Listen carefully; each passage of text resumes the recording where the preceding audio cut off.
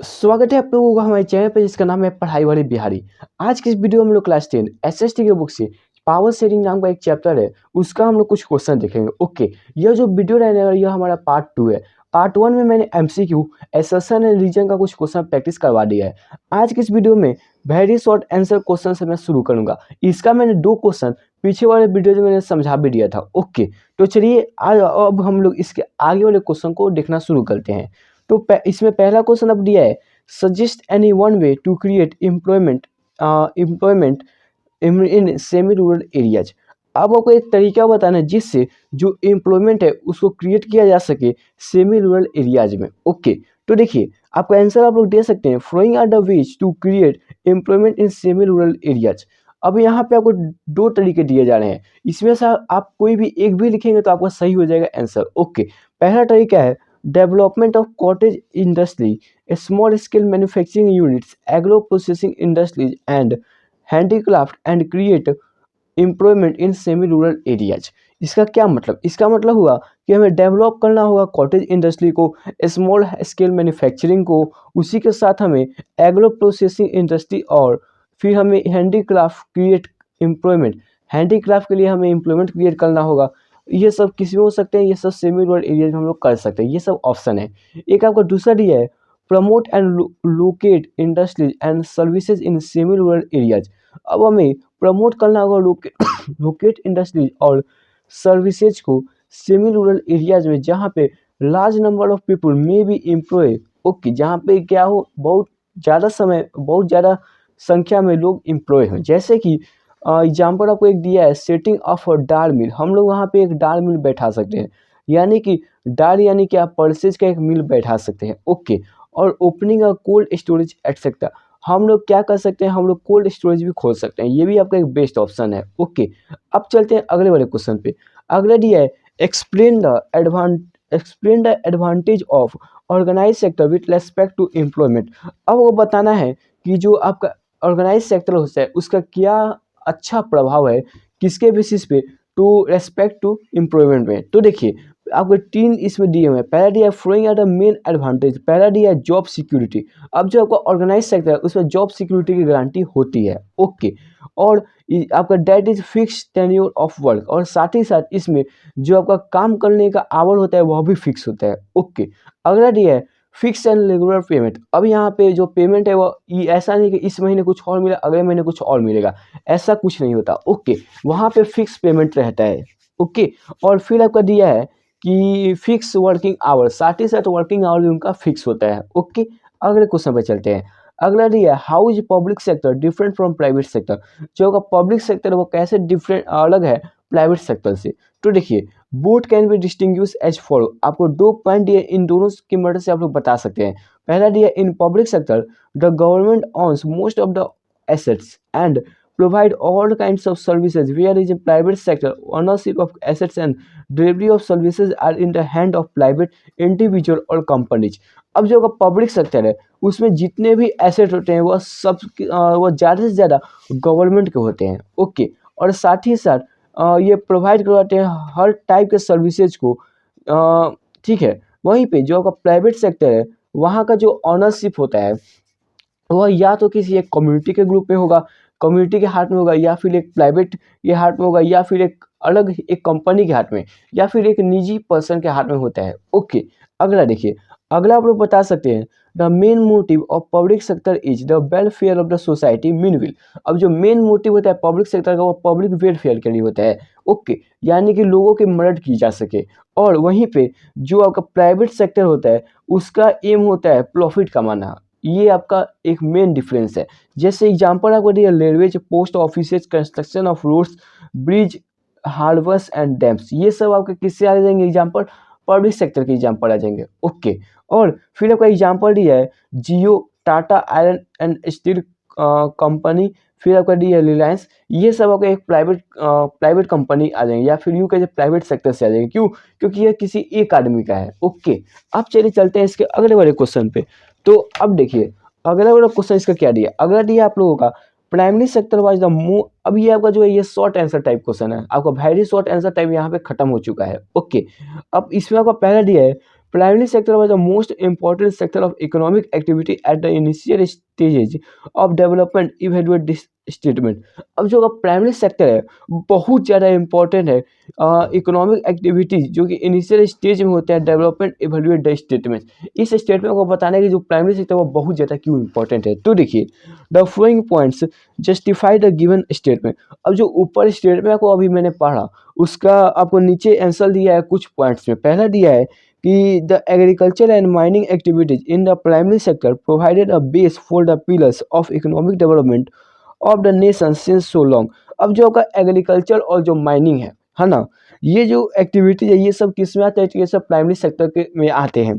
अब ये क्या करते हैं, ये एक बेस प्रोवाइड करते हैं इकोनॉमिक डेवलपमेंट को. ओके और फिर इसका दूसरा पॉइंट आपको दिया है it produce some of the raw materials like jute cotton coal extracted from mines for the production of industrial sector.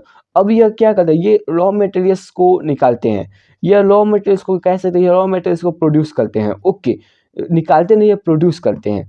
Okay तो जैसे कि रॉ मटेरियल आपका जूट हो गया, कॉटन हो गया, कोल हो गया, माइंस हो गए, ये कहाँ से, तो ये एक्सट्रैक्ट किया जाता है. ओके और ये सब किसके लिए, तो ये सब इंडस्ट्रियल सेक्टर के लिए निकाला जाता है. ओके अगला चलते हैं.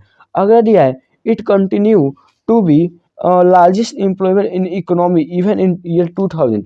अब जो प्राइमरी सेक्टर है इसमें जो एम्प्लॉयमेंट है सन 2000 तक सबसे ज़्यादा क्या था, एम्प्लॉयमेंट था प्राइमरी सेक्टर में. Okay the reason being that secondary and tertiary sectors still do not create enough job. क्यों, क्योंकि जो आपका सेकेंडरी सेक्टर और जो टर्सरी सेक्टर था वो जॉब बहुत ज़्यादा क्रिएट नहीं कर पाया था, इसलिए था. ओके अब चलिए अगले क्वेश्चन पे चलते हैं. अगला ये है how do we count various goods and services for calculating gross domestic product GDP for of a country, explain with an example. Okay अब देखिए इसमें क्या दिया है, इसमें बोला है कि कैसे हम लोग काउंट करते हैं गुड और सर्विसेज को ग्रॉस डोमेस्टिक प्रोडक्ट किसी भी कंट्री का. ओके अब इसको हम लोग को एक एग्जांपल के मदद से समझाना है. तो यहाँ पे देखिए one must take in care of the following point will calculating GDP. तो पहला इसमें पॉइंट ये the total production of all three sectors within a year is known as the gross domestic product of a country. अब सबसे पहले आप लोग GDP का डिफिनेशन लिख दीजिए क्या होगा, तो इसका मतलब होगा आपका जो टोटल प्रोडक्शन होता है तीनों सेक्टर में एक साल के अंदर, उसी को हम लोग जीडीपी कहते हैं. ओके फिर आपका दिया है दूसरा point it is understood that the value of final goods already includes the value of all intermediate goods that are used in making the final goods and that's why it's the addition of value of final and services. Okay अब यहाँ पे कह रहा है कि जो हम लोग समझ सकते हैं जो आपका वैल्यू ऑफ फाइनल गुड्स होता है उसमें जो आपका इंटरमीडिएट गुड्स होता है उनका कॉस्ट जोड़ा हुआ होता है. ओके इसलिए जो आपका वैल्यू होता है फाइनल गुड्स और सर्विसेज का वह ऐड किया जाता है. ओके एंड लास्ट पॉइंट इसमें आपको दिया है कि the total production of each sector is calculated by adding the value of all final goods and services of the sector in a year. अब कह रहा है जो टोटल प्रोडक्शन है इस किसी भी सेक्टर का वो हम लोग कैलकुलेट करते हैं उसके जो फाइनल गुड्स और सर्विसेज हैं एक साल में जितने हुए उसको ऐड कर. ओके आई होप ये आप लोगों को क्लियर हुआ हो. ओके अब चलिए चलते हैं इसके अगले वाले क्वेश्चन पे. लेकिन देखिए यहाँ पे आपको एक चीज़ और पूछ रहा था, क्या इसका एक छोटा सा एग्जांपल देखिए. तो देखिए एग्जांपल आपको जैसे दिया है if a farmer sells wheat for 5 rupees to the manufacturer and he add his production cost 6 rupees for making Maggi and sell in the market 11 रुपए and the shopkeeper then offer it to you 40 rupees, then the final product is atta Maggi and its final value is 40 rupees and for GDP that include all intermediate goods 5 रुपए and 6 रुपए goes in its production. अब इसमें एक example दिया कि farmer है जो कि 5 रुपए का अपना गेहूँ बेचता है किसी इंडस्ट्री को. अब वह इंडस्ट्री क्या करता है अपना 6 रुपए लगाकर उसको चेंज कर देता है मैगी में. ओके वह कितने का हो गया 11 रुपए का. अब 11 रुपए का चला गया दुकानदार के पास. अब वह जो 11 रुपए का है उसको दुकानदार 14 रुपए का बेचता है. तो यहाँ पे अगर आप लोग देखें तो ये जो जीडीपी है ना ये 14 रुपए पे टैक्स देगी. ओके यहाँ पे 5 रुपए और 6 रुपए जो कि इसको बनाने में लगा है उसका कॉस्ट नहीं लगेगा. क्यों, क्योंकि ये जो दोनों कॉस्ट है इसका पहले से ही ऐड किया गया है फाइनल गुड्स में. ओके यही आपको ये समझाना चाहता है. अगला क्वेश्चन देखिए what is NREGA also called the right to work explain the objective of National Rural Employment Guarantee Act 2005. अब आपको एक्सप्लेन करना है नहीं सॉरी आपको बताना है कि जो मनरेगा कह सकते हैं उसको हम राइट टू वर्क क्यों कहते हैं। ओके, और साथ ही साथ एक्सप्लेन करना ऑब्जेक्टिव और national rural employment guarantee act 2005 का। ओके, तो इसका आंसर देखिए क्या लिख सकते हैं, मनरेगा या NREGA आप ये भी लिख सकते हैं, यानी national rural employment guarantee act या Mahatma Gandhi national rural employment guarantee act. Okay, is refer to a right to work because it guarantee 100 days of employment in a year. क्यों? क्योंकि ये 100 दिनों का काम का गारंटी देता है। Okay, by the government to all those who are not able to work. यह किसके द्वारा दिया जाता है? तो यह गवर्नमेंट के द्वारा दिया जाता है जो कि काम नहीं कर पाते हैं। ओके, आई होप ये आप लोगों को क्लियर हुआ हो। ओके, अब चलिए, अब हम लोग चलते हैं अगले वाले क्वेश्चन पे। फिर अगला क्वेश्चन है, इसी में उससे पूछ रहे हैं कि इसका ऑब्जेक्टिव क्या क्या है। तो पहला ऑब्जेक्टिव है कि it guarantee 100 days of employment in a year. यह एक साल में 100 दिनों का काम का गारंटी देता है। दूसरा, in if case the government fail to fulfil this promise it offers unemployment allowance that is per percentage of salary without work. अब यह जो प्रॉमिस है गवर्नमेंट का, अगर यह पूरा नहीं कर पाई गवर्नमेंट, तो क्या होगा, जो 100 दिनों का काम का जो पैसा होता है वो गवर्नमेंट अपने पास से देगी बिना काम करवाए। ओके, और फिर अगर यह है it aim to providing employment to 625 district of India. अब ये जो आपका मनरेगा है इसका एम है कि ये 625 डिस्ट्रिक्ट में क्या हो, एम्प्लॉयमेंट हो। ओके, ये 625 क्या डिस्ट्रिक्ट जो कि इंडिया में है यह प्रोवाइड करवाने का एम था, या जो आपका क्या था, मनरेगा एक्ट था। ओके, अब चलिए अगला क्वेश्चन देखिए। अगला आप लोगों को दिया है suggest any 3 way to save workers of unorganise sector from exploitation. आपको 3 तरीके बताना है जिससे जो वर्कर्स होते हैं अनऑर्गेनाइज सेक्टर में उनके साथ एक्सप्लॉयटेशन ना हो पाए। तो देखिए इसका आंसर क्या दे सकते हैं, इसका दे सकते हैं following 3 way help to save workers of unorganise sector then from exploitation. Okay, पहला हो जाएगा minimum wages and working hour should be decided and fix by the government. वहाँ पे क्या हो, वहाँ पर मिनिमम वेजेज हो और वर्किंग आवर क्या हो, डिसाइडेड हो किसके द्वारा, तो गवर्नमेंट के द्वारा। ओके, अगला देखिए, अगला दिया है workers should be provided with basic services like health facilities and free and quality education for their children. अब जो वहाँ वर्कर्स से जो काम करने वाले लोग हैं उन लोगों को क्या हो, तो उन लोगों को प्रोवाइड करवाया जाए बेसिक फैसिलिटीज या बेसिक सर्विसेज, जैसे कि हेल्थ हो गया आपका, फिर फ्री एंड क्वालिटी एजुकेशन हो गया उनके बच्चों के लिए। ओके, फिर अगर आपका अगला क्वेश्चन दिया है government must ensure that laws like equal wages act and factory act is strictly avoided under the unorganise sector.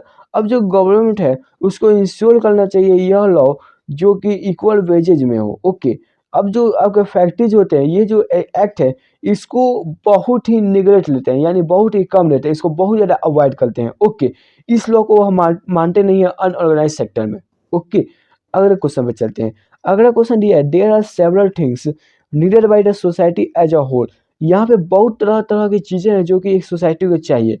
In the light of this statement, explain as to who can provide them as a reasonable cost, यानी कम से कम cost पे ये सब कौन provide करवा सकता है। ठीक है, द प्राइवेट और the public sector and why. Public sector provide करवा सकता है या फिर प्राइवेट सेक्टर प्रोवाइड करवा सकता है। तो देखिए इसका आंसर आप लोग क्या दे सकते हैं, तो द स्टेटमेंट इज ट्रू, यह जो स्टेटमेंट है यह सही है। क्या है, तो बहुत तरह तरह की चीज़ें हैं जो कि एक सोसाइटी को नीड होती है। ओके, ये आप लोग समझते हैं। तो देखिए ये स्टेटमेंट तो सही है। And the public sector is sufficient enough to provide them at a reasonable cost because of the following reason. अब जो पब्लिक सेक्टर है वह यह सब चीज़ें प्रोवाइड करवा सकती है एक सफिशिएंट एंड रीजनेबल प्राइस में। अब यहाँ पे कुछ पॉइंट दिए हैं, इसके माध्यम से हम लोग समझ सकते हैं। पहला पॉइंट दिया है government owns all the assets and becomes the services provider in public sector. अब जो गवर्नमेंट है उसका ही सब बहुत ज़्यादा क्या होता है, खुद का ये जितने भी आपके एसेट्स हैं वह सब उसी का होता है। Okay, services provider in the public sector it can easily do so because they collect a large revenue in terms of taxes from the public, where the public sector charges for their services only to their limited customer। अब देखिए government चाहे तो सब कुछ कर सकती है regional price में, क्यों? क्योंकि वह क्या करती है कि वह सभी लोगों से टैक्स लेती है, टैक्स लेती है। ओके, उस पैसे से हमारी मदद कर सकती है। अगला देखिए, अगला पॉइंट दिया है the government through The public sector provides services such as construction of roads, national highway, flyover, railways, and more that boosts national development, and all these require great investment which is beyond the scope of private sector.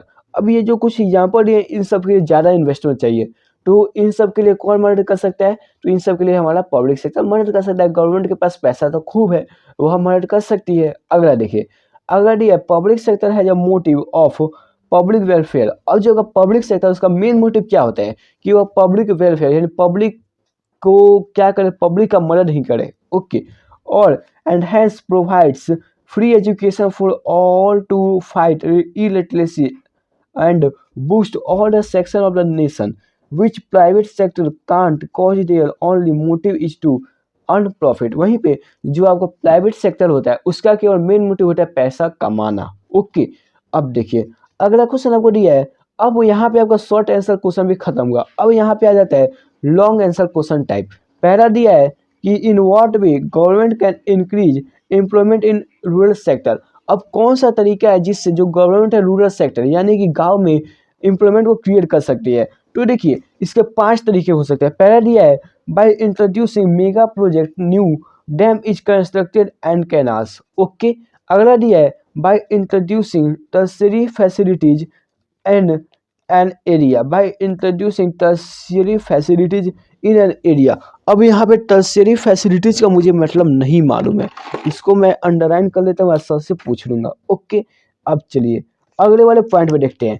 तो देखिए अब आपका अगला वाला point यहाँ पे क्या दिया है, तो अगला पॉइंट आप लोगों को दिया है to identify promote and locate industry and services in semi rural areas. Okay, फिर आपका दिया है it is also possible to set up industry that process vegetable and agriculture produce like potato, sweet आपका potato, sweet potato etcetera. Okay, एक last आपका दिया है option buy promoting tourism और रीजनल क्राफ्ट इंडस्ट्री और न्यू सर्विसेज लाइक आईटी यानी information technology. Okay, ये सब कुछ तरीके हैं। अब चलिए चलते हैं इसके अगले बड़े क्वेश्चन पे।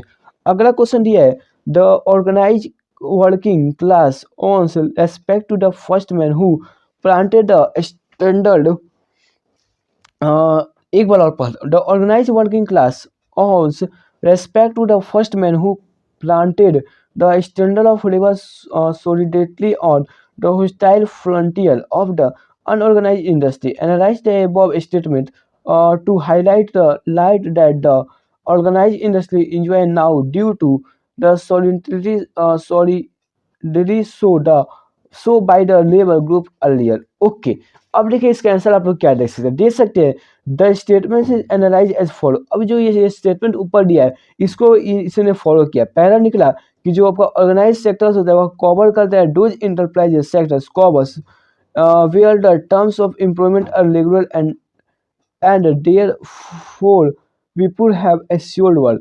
अब जो ऑर्गेनाइज सेक्टर होता है वो ऐसे कामों को क्या करता है, ऐसे एम्प्लॉयमेंट को देखता है जो कि रेगुलर हो और साथ ही साथ जो वहाँ का जो काम हो वो एश्योर्ड हो, यानी ऐसा ना हो कि आज काम है 2 दिन बाद काम ही नहीं है। ओके, दूसरा ये है workers in the organise sectors enjoy job security. अब जो आपको वर्कर्स है ऑर्गेनाइज सेक्टर के वह इंजॉय करे जॉब सिक्योरिटी को। ओके, और फिर ये है employ get medical insurance and other health and benefit in the organise sector. अब जो कोई एम्प्लॉय है वह क्या करे, मेडिकल पाए, इंश्योरेंस पाए और भी तरह तरह के बेनिफिट पाए ऑर्गेनाइज सेक्टर में। फिर दिया है workers get paid for over time in the organise sectors. अब जो वर्कर्स है उनको ओवर टाइम अगर करवाया जाए तो उनको उसका भी पैसा दिया जाए। ओके, फिर आपका दिया organise sector now follow certain rules and regulation which are mandated by the law. अब जो ऑर्गेनाइज सेक्टर है वह फॉलो करता है क्या कुछ रूल्स जो कि किसके लिए कौन बनाया है, तो गवर्नमेंट या लॉ जो बनाता है वो। ओके, अब चलिए जो आपका ये क्वेश्चन था एक बार मैं समझने की कोशिश करता हूँ क्या है। तो the organise sector working class owns respect to first man who planted the standard of labour solidly on hostile frontier of the unorganised industry. है ना, इसका मतलब मुझे नहीं समझ आ रहा है, ऐसे छोड़िए कोई बात, सर से पूछ लूंगा। ओके, अगले पे चलते हैं। अगला दिया है कि why is there a need to protect workers in the unorganized sector explain। अब हमें क्यों ज़रूरी है कि जो आपके अनऑर्गेनाइज सेक्टर्स में जो लोग होते हैं या वर्कर्स होते हैं उनको प्रोटेक्ट करने की, इससे हमें एक्सप्लेन करना है। तो देखिए इसको आप लोग कैसे बोल एक्सप्लेन कर सकते हैं। इसको 5 पॉइंट में यहाँ पे एक्सप्लेन किया। चलिए मैं एक-एक करके सबको बताता हूँ। तो यहाँ पे सबसे पहले लिखा है following reason justify the you need to protect workers in the unorganised sector. अब बहुत तरह-तरह के रीजन है जिसके कारण हमें क्या करना होगा, प्रोटेक्ट करना होगा वर्कर्स को अनऑर्गेनाइज्ड सेक्टर में। तो पहला दिया है as the unorganised sector is not govern by government policies. अब जो अनऑर्गेनाइज्ड सेक्टर होता है वह गवर्नमेंट होता वह क्या वह गवर्न यानी गवर्नमेंट के द्वारा चलाया तो नहीं जाता यानी गवर्नमेंट पॉलिसीज के द्वारा नहीं चलाया जाता। Okay, workers in this sector are exploited, जिस कारण जो वर्कर्स है इस सेक्टर में वह एक्सप्लॉइटेड होते हैं। जैसे कि there is no chance of avoiding the equal remuneration act और the factory act of 1948 under unorganise sector. Unorganise sector में जो फैक्ट्री एक्ट है उसको भी फॉलो नहीं किया जाता और साथ ही साथ वहाँ पे इक्वल लिमिटेशन को अवॉइड किया जाता है। ओके, रिम्यूनरेशन को अवॉइड किया जाता है। अगला पॉइंट देखिए सॉरी, अगला पॉइंट आप लोगों को दिया है workers have to work for longer hours with no provision of overtime. अब जो वर्कर्स हैं अनऑर्गेनाइज सेक्टर में बहुत ज़्यादा काम करते हैं, वहाँ पे कोई फिक्स आवर है नहीं। फिर दिया है और large number of workers are force to enter the unorganise sector job. अब जो लार्ज नंबर ऑफ वर्कर्स हैं उनको फोर्स किया जाता है अनऑर्गेनाइज सेक्टर में जॉब पाने के लिए। ओके, और साथ ही साथ and their earning are low and not regular. और जो उनके अर्निंग यानी जो उनकी कमाई होती है बहुत कम होती है या वह रेगुलर नहीं रहती है। ओके, अगले पे चलते हैं। अगला पॉइंट दिया है these jobs are not secure as workers may be asked to leave the work at any depending on the requirement of the employer. अब जो यह जॉब है यह कोई सिक्योर रहता नहीं है। हो सकता है कोई यहाँ पे आज काम कर रहा होकर उसको निकाल दिया जाए। ओके, जैसे example landlord needs labourers only a specific time and work. अब जो लैंडलॉर्ड होते हैं उन लोगों को जो लेबर है उन लोगों को कब चाहिए, जब खेती हो गया हो, उसको जब खेती को क्या करना हो, जब खेत को काटना हो तब चाहिए। तो यहाँ पे उन लोगों को जो जॉब है उनको सालों भर तो मिल नहीं पाएगा वर्कर्स को, इसलिए ये यहाँ पे यह पॉइंट लिखा हुआ है। ओके, एक लास्ट इसमें पॉइंट दिया है कि the workers in the unorganise sector do not get paid leaves.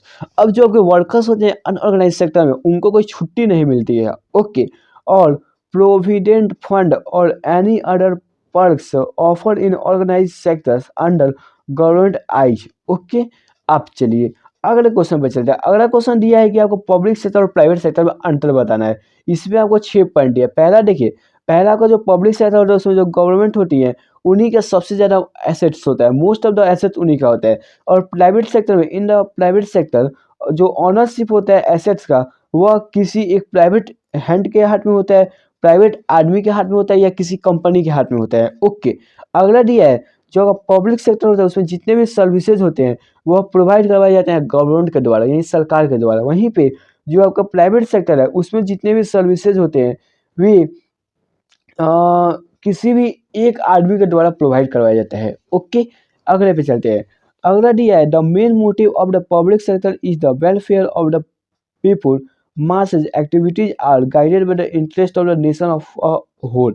अब जो आपका पब्लिक सेक्टर है इसका मेन मोटिव होता है कि यह पब्लिक वेलफेयर में काम करे। ओके, वहीं पे जो आपका प्राइवेट सेक्टर है उसका देखिए activity in the private sector has guided by the motive to earn profit and not welfare of the people. अब जो प्राइवेट सेक्टर यहाँ पे पीपल का वेलफेयर नहीं देखा जाता, यहाँ पे बस लोगों को प्रॉफिट ही चाहिए। ओके, अब चलिए अब चलते हैं और आगे। फिर आपका इसमें चौथा पॉइंट दिया है employ feel secure and there is discipline and regular work. अब जो पब्लिक सेक्टर उसमें जो एम्प्लॉय हैं यानी काम करने वाले जो लोग हैं वे लोग सिक्योर फील करते हैं और वहाँ का जो काम है वो डिसिप्लिन तरीके से होता है और वहाँ पे रेगुलर वर्क होता है। ओके, वहीं पे जो आपका पब्लिक सेक्टर है वहाँ पे जो jobs of the employ are less secure, यहाँ पे जो जॉब है वो बहुत कम सिक्योर है। और फिर उसके बाद and the whims of the owners are above all. Okay, और यहाँ पे जो एक मालिक होता है वह सब सब पे क्या करता है अपना हक जमाते रहता है। ओके, अब चलिए अगले पे चलते हैं। अगला पॉइंट दिया है government raise money through taxes and other means. अब जो आपका गवर्नमेंट है वह इन सब चीज़ों को करने के लिए पैसे कहाँ से लाता है, तो वह हम ही लोग से टैक्स लेता है। ओके, फिर जो आपका प्राइवेट सेक्टर होता है वह चार्जेस करता है high rates of use to service provided by them.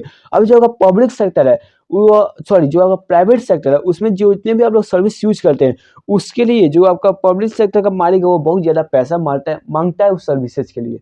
Okay, I hope ये भी आप लोगों को क्लियर हुआ। अब देखिए इसमें छठा पॉइंट आपका एग्जाम्पल दिया है। पहला दिया है फॉर एग्जाम्पल आपका पब्लिक सेक्टर के railways, post office, construction of roads, bridge, फिर आपका दिया है डैम्स एटसेट्रा। ओके, और वहीं पे जो आपका पब्लिक सेक्टर है इसमें आप लोगों को एग्जाम्पल दिया है companies like Tata iron and steel corporation यानी TISCO, फिर आपका दिया है रिलायंस इंडस्ट्रीज एटसेट्रा। ओके, यहाँ पे आपका डिफरेंस खत्म हुआ। ओके, अब चलिए अब चलते हैं हम लोग अगले वाले क्वेश्चन पे। तो अब देखिए अगला क्वेश्चन आप लोगों को दिया है कि Rohan works in a bank as a clerk will Sumit works on a construction site as a labourer. Find out the difference in their condition. Find out difference in their condition of work and judge the benefit and drawbacks of working in the respective sectors।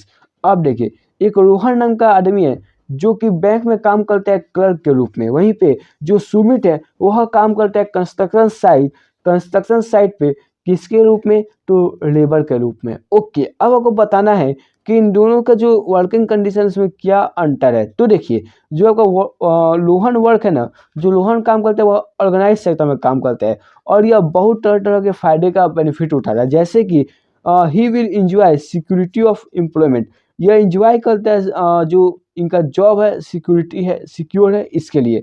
फिर दिया है he will be expected to work only a fix number of hours, और यह expect कर सकता है कि इसको जो काम करना है वो फिक्स आवर करना है, इसको कोई एक्स्ट्रा काम नहीं करना है। अगर इसको एक्स्ट्रा काम करना है तो इसको अलग से पैसे भी दिए जाते हैं। ओके, फिर इसमें तीसरा पॉइंट दिया है he will also get several other benefits from the employers like getting paid leave, payment during holiday, provident fund, gratuity etcetera. Okay, जो आपका ऑर्गेनाइज सेक्टर होता है इसमें जो ये काम कर रहा है रोहन, इसको बहुत तरह तरह के ऑफर में मिलते रहते हैं, जैसे इसको छुट्टियां मिलती हैं, हॉलीडेज मिलती हैं, कुछ आपको इसको एक्स्ट्रा बोनस मिल जाते हैं। ओके, ये सब अनऑर्गेनाइज सेक्टर में ऐसा कुछ नहीं होता। ओके, फिर आपका इसमें दिया है he is suppose to get medical benefit and under the law the bank manager has to ensure facilities like drinking water and safe working environment.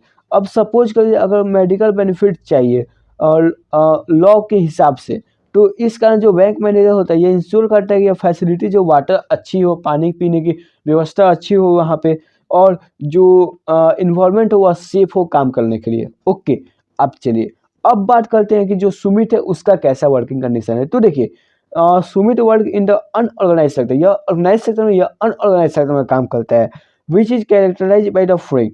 अब चलिए इसका भी हम लोग कुछ पॉइंट देख लेते हैं। तो देखिए दिया है कि unorganise sector are a small and scattered unit which are largely outside control of the government. अब जो अनऑर्गेनाइज सेक्टर तो स्मॉल होता है, स्केटर्ड होता है, और यह लार्जली आउटसाइड होता है गवर्नमेंट के कंट्रोल से। ओके, फिर आपका इसमें पॉइंट का अगला दिया है there are rules and regulation, वहाँ पर भी रूल्स और रेगुलेशन है, लेकिन वहाँ पे जो ये है रूल्स और रेगुलेशन वो कभी फॉलो नहीं होते हैं। Okay, so his job will be low paid and often not regular. अब जो इसका लो जॉब है यह हमेशा हमेशा कम पैसे दिए मिलता है यहाँ पे, और उसका रेगुलर वर्क भी नहीं है। ओके, फिर आपका दिया है there will be no provision for over time paid leave, holidays, leave due to sickness etcetera. अगर ये बीमार पड़ जाए तो इसका वहाँ पर भी छुट्टी नहीं मिलता, अनऑर्गेनाइज सेक्टर में वहाँ पर भी इसका पैसा काटा जाता है। ओके, कोई हॉलीडेज नहीं मिलता। ओके, इसको साल के 365 दिन में 365 दिन काम करना होता है अनऑर्गेनाइज सेक्टर। वहीं पे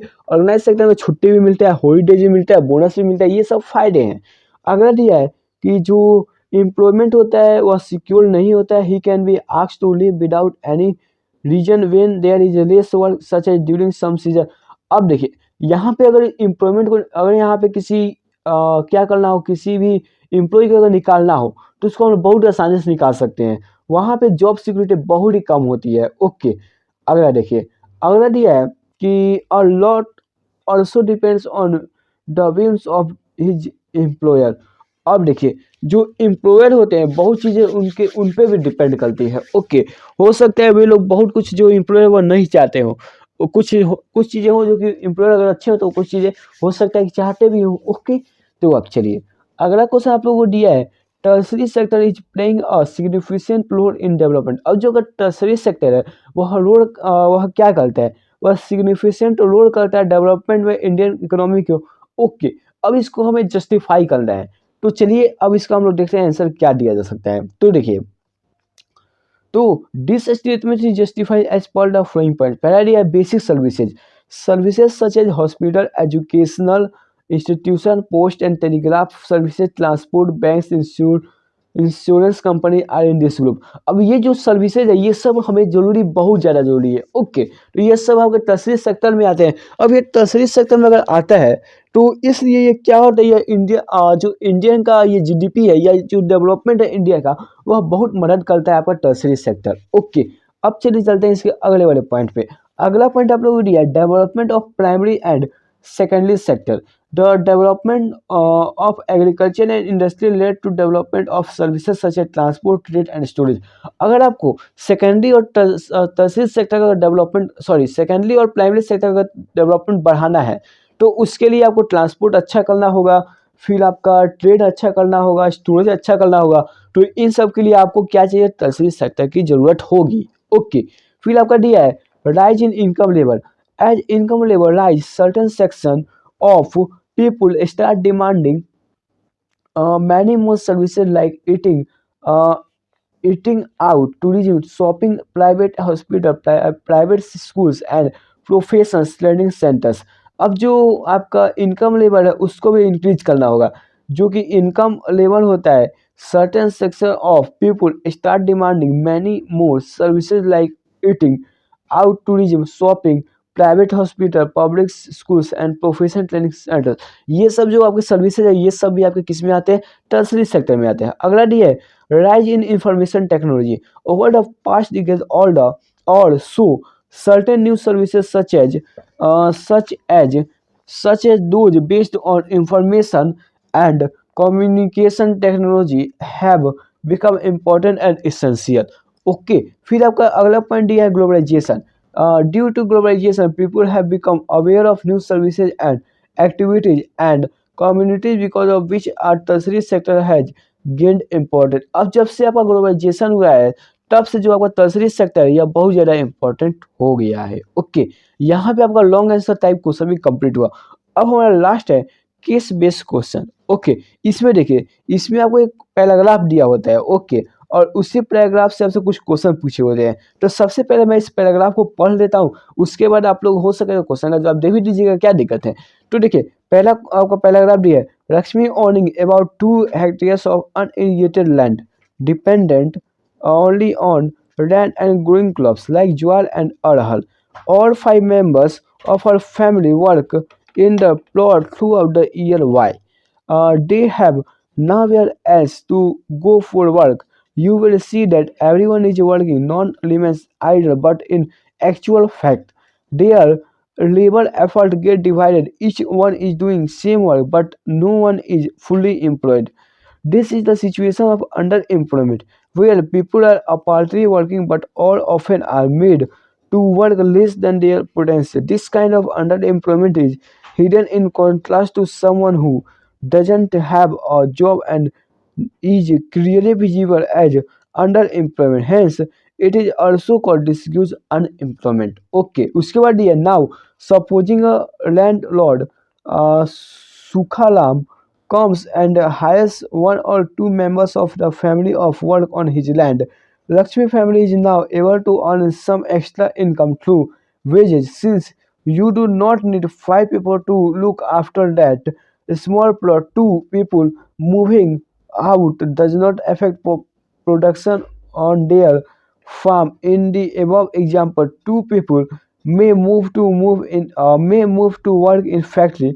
Once again, the earning of the family would increase and they would also continue to produce as much from their land। Okay, ये आपको एक पैराग्राफ दिया हुआ था। अब आपको इस पैराग्राफ से कुछ क्वेश्चन का आंसर देना है। पहला क्वेश्चन दिया है, और 5 members of her family work in the plot throughout the year।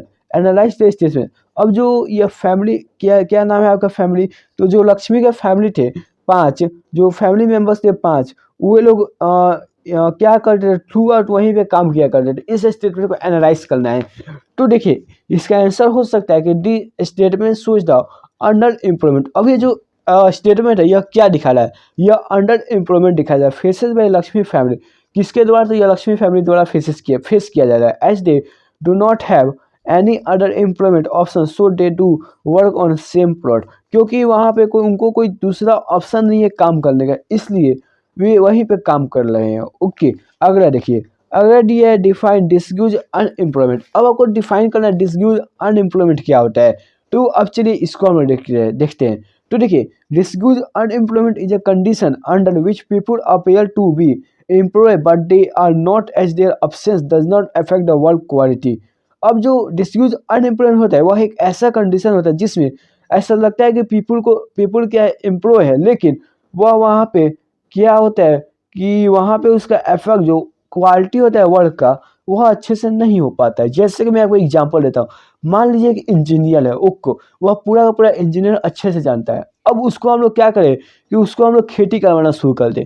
अब हम लोग कहेंगे वह एम्प्लॉय तो है, लेकिन यह गलत होगा, वह डिसयूज एम्प्लॉयमेंट है। क्यों? क्योंकि जो उसका वर्क है क्या है, इंजीनियर, वह वहाँ पे अपना वर्क इफिशियंट तरीके से कर सकता है, लेकिन मजबूरी में वह कहाँ पे काम कर रहा है, तो खेती में काम कर रहा है। ओके, इसलिए वह किसका एग्जाम्पल हो जाएगा, डिसयूज अंडर एम्प्लॉयमेंट का एग्जाम्पल हो जाएगा। ओके, सॉरी, डिसयूज अनएम्प्लॉयमेंट का example, under employment disuse unemployment का।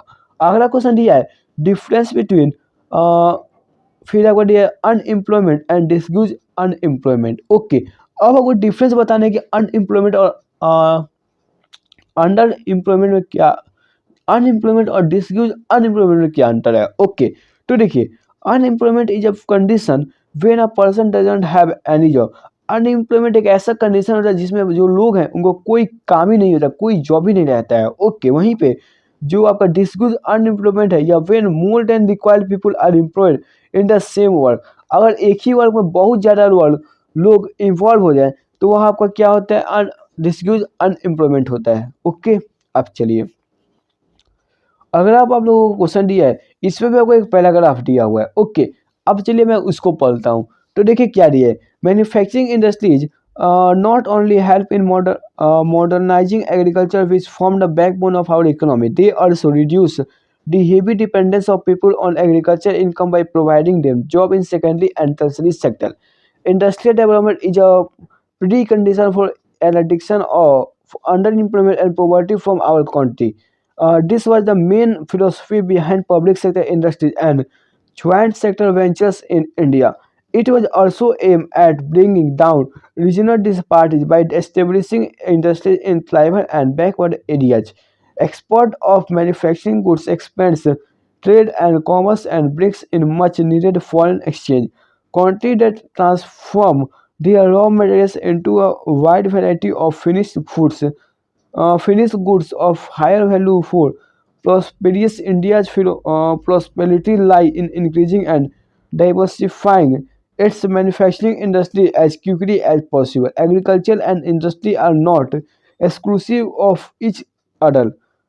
They move hand in hand. For instance, the agro industry in India have given a major boost to agriculture by raising its productivity. Okay, अब देखिए ये आपको पूरा एक paragraph दिया। अब इसके बेसिस पे कुछ क्वेश्चन पूछे जाए। पहला पूछा जा रहा है manufacturing industry for in dash and agriculture in sectors. Okay, जो मैन्युफैक्चरिंग इंडस्ट्री कहाँ गिरी और एग्रीकल्चर सेक्टर, तो देखिए इसका आंसर होगा सेकेंडरी और प्राइमरी सेक्टर। तो इसका पूरा सेंटेंस में manufacturing industry for in secondary and primary sector and agriculture in sector. Okay, अगला देखिए, अगला दिया है what should our country do to attract foreign films.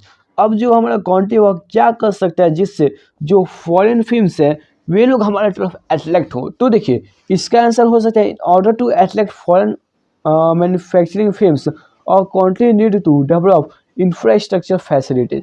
अगर हमें क्या करना होगा, फॉरेन मैन्युफैक्चरिंग फिल्म्स को अगर हमें अपनी तरफ अट्रैक्ट करना होगा तो जो हमारा देश है उसको ज़रूरत है क्या करने की, इंफ्रास्ट्रक्चर फैसिलिटीज़ को और ज़्यादा अच्छा करने की। ओके, एंड लास्ट डी आप लोगों का अब यहाँ पे आपको मैच द फॉलोइंग दिया है, पहला 4 ऑप्शन दिया है। पहला दिया है गारमेंट प्रोडक्शन, इसका मैं डायरेक्ट आंसर बताता हूँ। तो देखिए जो गारमेंट प्रोडक्शन है यह आपका क्या है, एक सेकेंडरी सेक्टर का एग्जाम्पल हो जाएगा। रिसर्च एंड डेवलपमेंट ये आपका किसका एग्जाम्पल हो जाएगा, तो ये आपका क्वार्टरनरी का एग्जाम्पल हो जाएगा। ओके, बैंकिंग बैंकिंग आपका एग्जाम्पल हो जाएगा, टर्सरी का एग्जाम्पल हो जाएगा, और माइनिंग आपका एग्जाम्पल किसका हो जाएगा, प्राइमरी का एग्जाम्पल हो जाएगा। ओके, आई होप यहाँ तक आप लोगों को क्लियर हुआ। ओके, अब एक आपका लास्ट क्वेश्चन है जो कि आपका ये भी आपका किस पे बेस है, केस बेस क्वेश्चन पे बेस है।